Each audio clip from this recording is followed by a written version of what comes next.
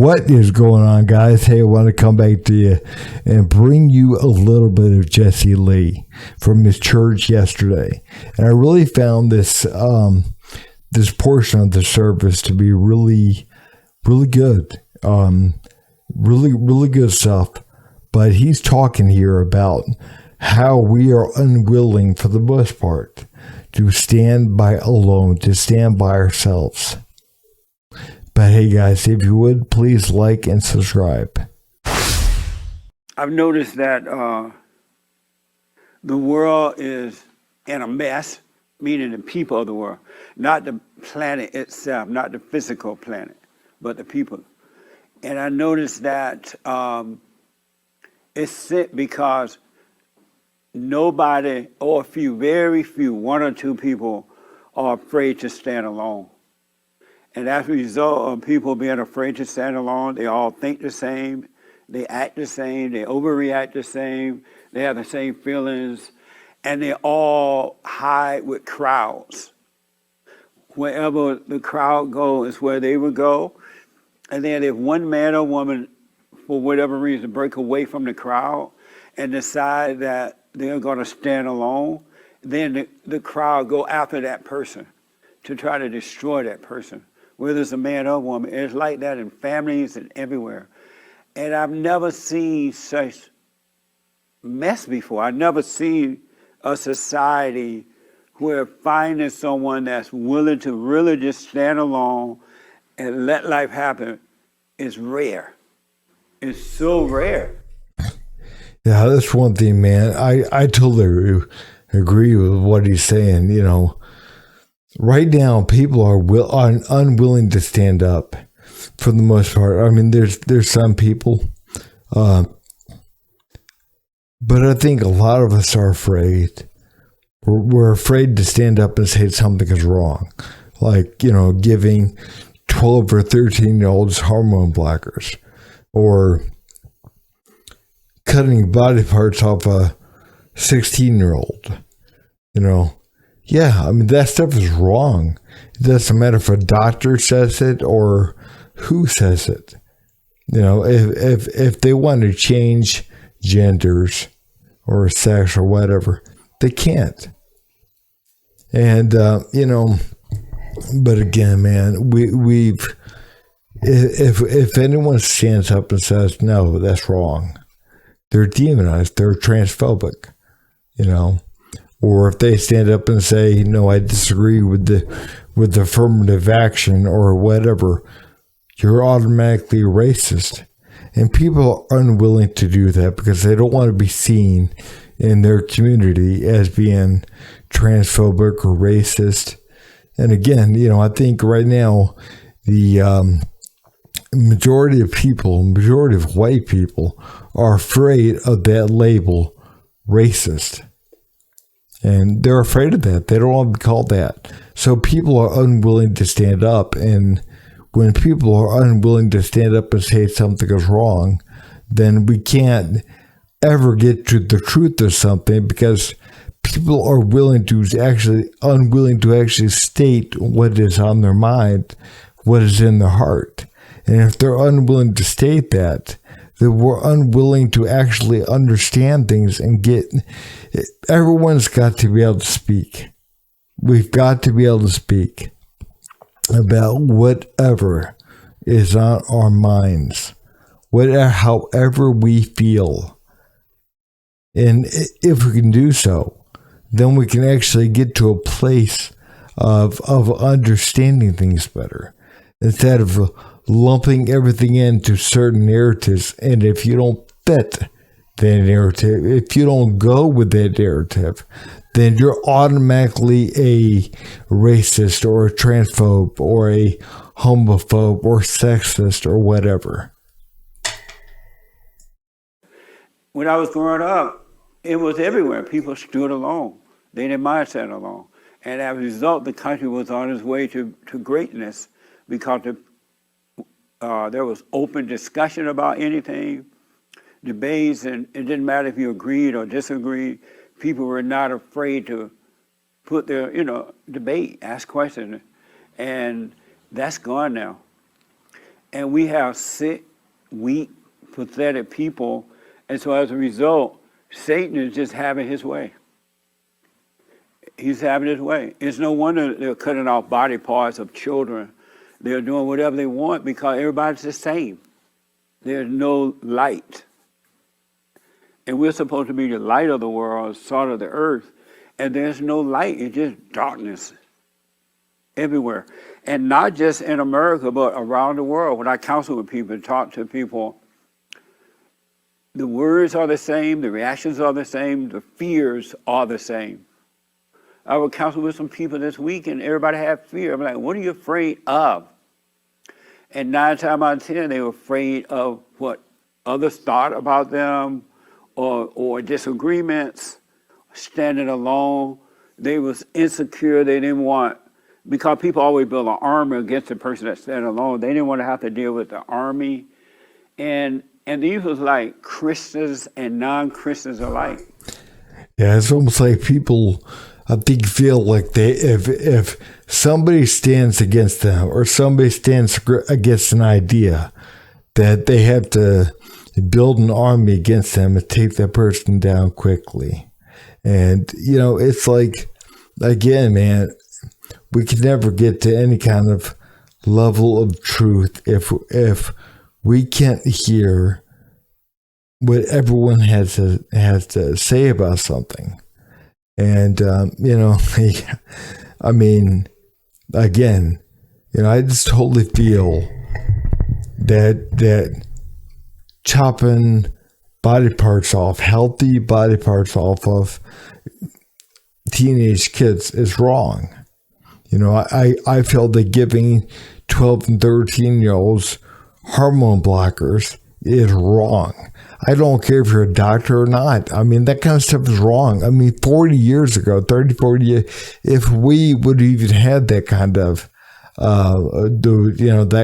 this kind of stuff going on, and we had the technology to do this, I mean, people would be like, what in the hell are you doing? I mean, we can't cut body parts off a 16-year-old to make them into a different gender. I mean, that doesn't work. I mean, what you're screwing that kid up, possibly for life, and possibly they're going to take their own life at some point. You're not fixing anything. Their brains ain't fully developed until you're like 25. So, it's like, no, I mean, they have no idea what they're doing. But again, if you stand up and you say that, you automatically hate people. Transgenderism. You automatically hate trans.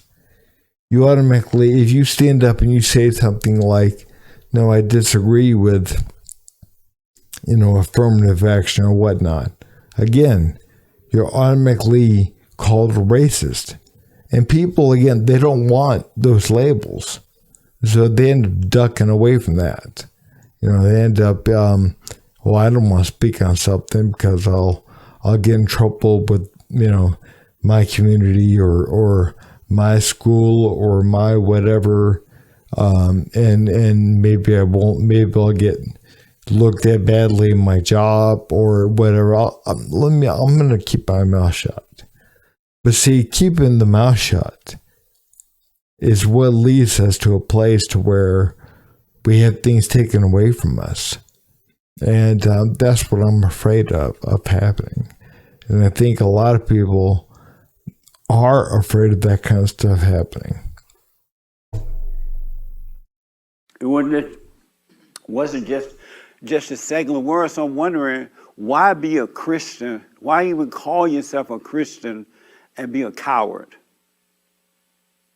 Why? Just don't call yourself a Christian. Unless you say, I'm a cowardly Christian. Because in God, if you truly believed in God, you wouldn't have fear at all. And you wouldn't think about yourself as not having fear. You wouldn't walk around thinking, oh, I have no fear. Because your nature would change and you would just be. You would just It would just be fine. It was like your fallen nature. You're uncomfortable in your fallen nature, but you're unwilling to overcome the fallen nature, and you're never going to be able to do it unless you're willing to stand alone. And nobody loved nobody. Is that the right way to say it? That's the right way to say it. There is no love in the world at all. Because if you had love, you wouldn't be afraid to stand alone, because love conquers all. And then I noticed that in politics, in Christianity today, in secularism, every ego thinks is better than the other ego. Fallen people think they're better than fallen people. It is insane, but it's crazy.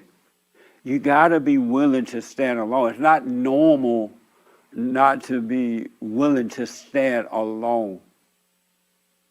I remember when I first started Barn, I used to do a lot of TV stuff, and one of the things that attracted people that I didn't go along with the crowd. It wasn't that I was trying to go along with the crowd, but what I was saying was different than what they were saying, and the people loved it.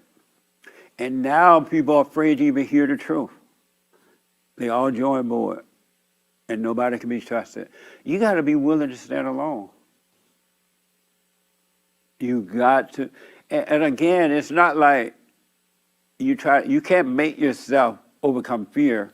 You can't make yourself be an individual. It has to happen naturally.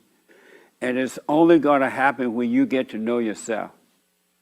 Because it's being afraid and joining the crowd and sounding like the crowd and acting like the crowd is a state of being. But it's an abnormal state that you're living.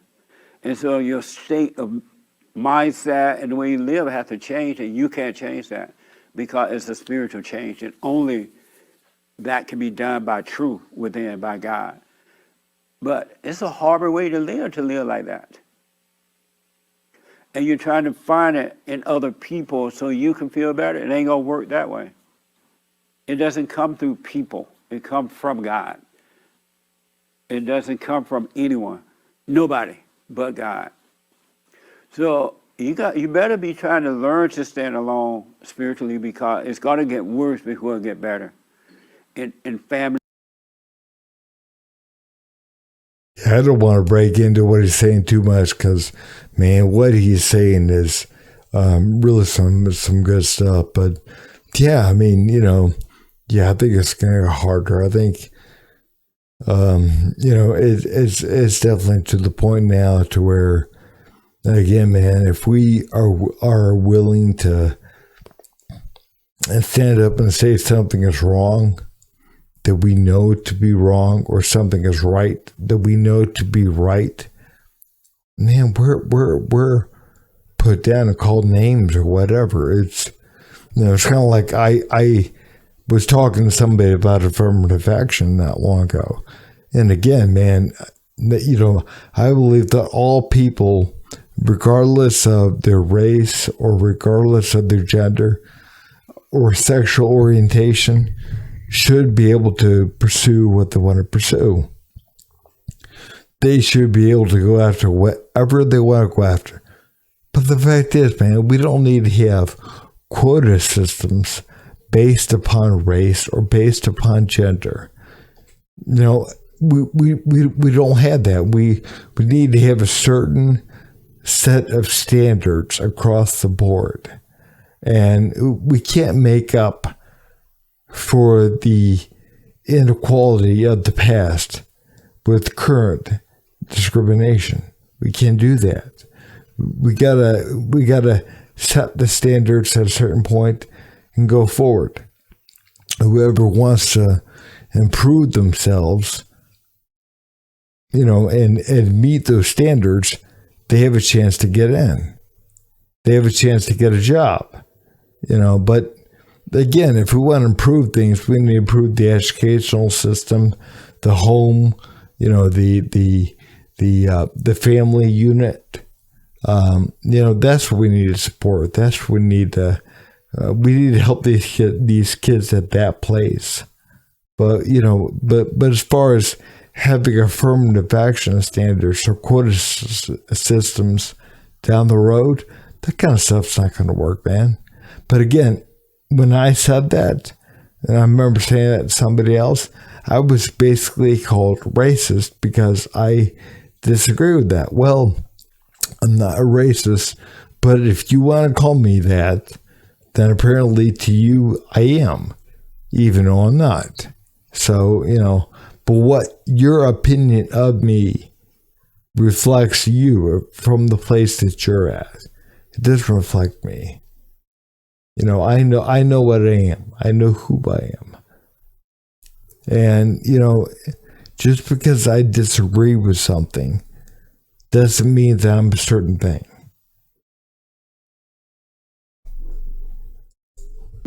At words and everywhere. And trying to get that identity from human beings is not going to work. I interviewed a couple of preachers on my show, and one, I think maybe both, but one preacher, he knew the Bible, he has degrees, he went to theologian school, whatever you call them, but he didn't know the kingdom of heaven is within. He didn't know about that at all. He didn't know what that meant. I think he said he heard about it, but he too is looking on the outside for the answers. And the answers are not on the outside. And I discussed that with him. I'm sure I'm like, well, no, you can't look outside for the answers.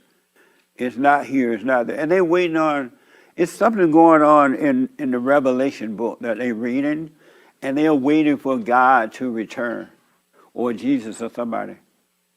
They're waiting for him to return. I'm like, didn't he already come back? But they're waiting.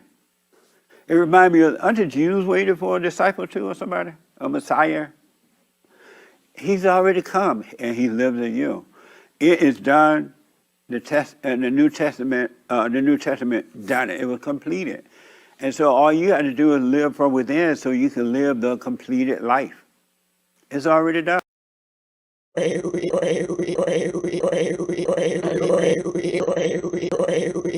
You son of a